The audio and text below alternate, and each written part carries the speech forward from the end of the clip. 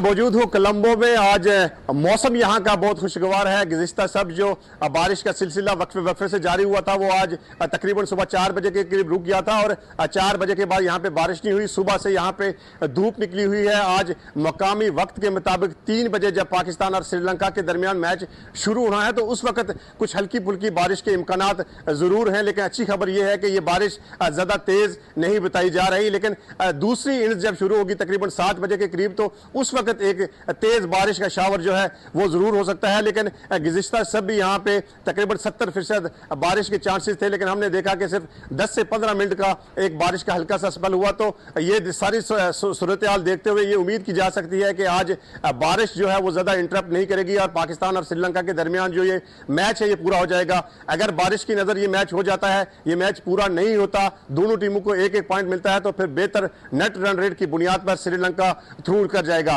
पाकिस्तान के फाइनल में पहुंचने के एक ही चांसेस है कि आज का मैच वो जीते और फिर फाइनल खेले। दूसरा कोई रास्ता पाकिस्तान के पास बचा नहीं।